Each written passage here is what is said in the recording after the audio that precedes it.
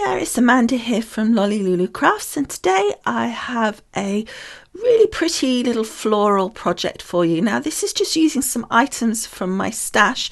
I will make notes on the screen for you as to what those are. However, it's quite possible that it's not available anymore, but I'm sure you've got something that you can use to create something very similar if you like this card. Okay, let's get crafting. So I'm starting out with a pre-scored card base, and I'll put all dimensions and stuff on the screen as well as what the items are, but it's just a plain white pre-scored card, so I'm just folding that over. It's nice and easy because you've already got it. Now, in the little collection that I'm using for this card, it came with this nice little piece of paper that fits lovely, and I thought it would be really nice. I say paper, but it's almost card. It's sort of between card and paper, and I thought it would fit really nicely on the inside of the card and just bring that design in. You guys know that I do like to do at least something on the inside, if nothing else, just to even that weight out a little bit. So I thought that was really pretty with the border, and it just made it something just a bit more interesting on the inside, and it fitted perfectly for that. So that's the inside done. So now onto the outside, and I'm just taking some pieces of cardstock that were again in collection, and I'm cutting this down to the sizes as marked on the screen. And I've got this lovely sort of floral piece, and obviously because it's a collection, all the colours and everything mix and match really well. So it's the good thing if you're new to crafting, is that if you get something like one of these collections, is that you can't really go wrong, because pretty much anything you put together will work, because that's how it's designed to be. So it looks at the moment like it was kind of uneven, but it actually was deliberately so. I wanted that overlap in the middle just to be sure that it all met up nicely. And I'm then creating this band to go across the centre. Again, dimensions marked on the screen, and also the colours of the cardstock. This is a Stampin' Up cardstock, and it went really, really well with the collection. And it just added that little border that's going to go across the middle. Now, unfortunately, my camera cut out, but you can just see all I did was stuck those two pieces of card down, and I put the plainer blue down first, and then I put the floral over the top, just overlapping on the plainer blue. Bit annoying that the camera cut out, and I'm sorry about that. You don't always notice, because what happens is the screen's still there and you don't realise that the little red dot's gone away, so you don't realise it's stopped recording, but luckily we only missed a little bit. So then I'm just putting together that little band, and I've made it the same width this time as the actual cardstock that I stuck on, but sometimes it's quite interesting to take it past that to the actual width of the actual card base. It just adds a little something different. But on this occasion I was putting this ribbon around, and so sometimes that creates an extra little bit of width just where you fold it around the back, so it just is quite nice having that little bit of extra so it doesn't go past the card.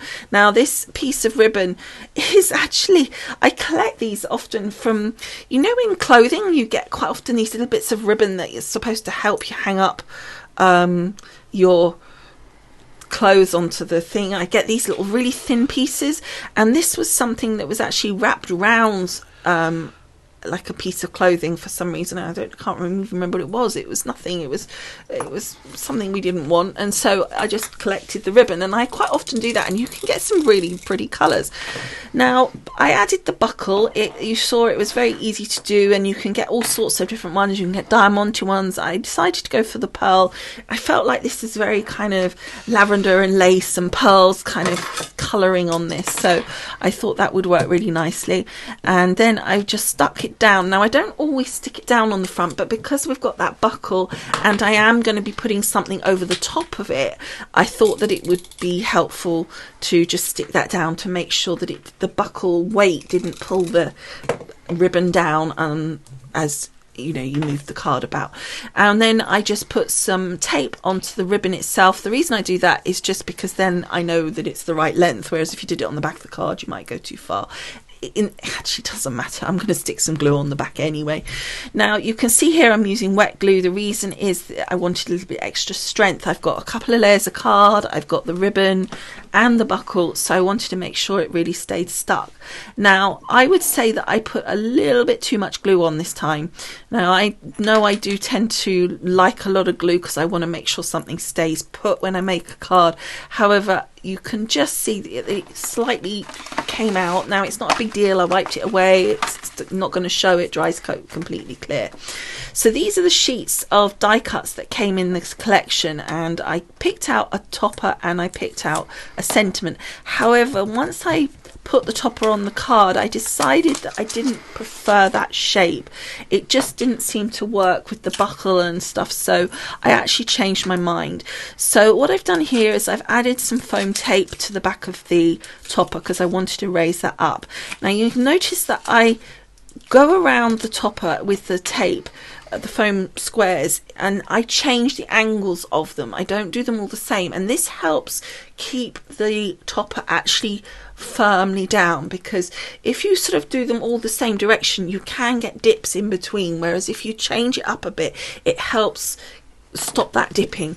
And then all I did was lay it down in place. I waited sort of to make sure it was kind of in the right position, and then I pressed it down, because before you press it down you've got a little bit of time if you don't hardly touch it on the cardstock. And then I'm just looking here, where is it that I'm going to need to put the adhesive, because I don't want to put it across all of it because some of it is just going to be hanging over the edge. And then I just pop that on. You could, if you wanted to, add a tiny bit of foam around those edges, but it was so little hanging over that I decided that it just wasn't necessary. It was going to stay up fine on its own. Even if it pressed down, it had the foam underneath, and there was, as I said, so little hanging over, it wasn't a big deal.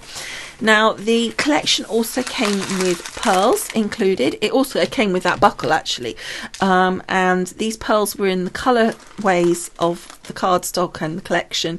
So I picked out a few, and I kind of chuck them down and think what comes and where do they land. Quite often I use that as a positioning guide, because sometimes when they land you're like, oh yeah, that looks quite good if I just take that one out. And that's sort of where I started a little bit with this. I tend to want to go odd numbers. It's sort of a unwritten rule really with these things, that it will look better if you use odd numbers. And quite often I put like a sort of two closer together and then one kind of slightly off on its own. I just like that look. It doesn't have to be like that. You could collect them together, you could do all sorts. I quite like it like that. That's just something that I kind of always do. And you can see here I've got a kind of creamy one, a slightly greeny coloured one, and then obviously that lovely lavendery blue coloured pearl. And then all I've done is add 4 white pearls in the corner, although you might notice down the bottom right it actually is slightly wrong colour, and luckily I did notice it in time before I stuck it down, so I changed that up and made it correct, because you can see it's a slightly sort of greenier tone.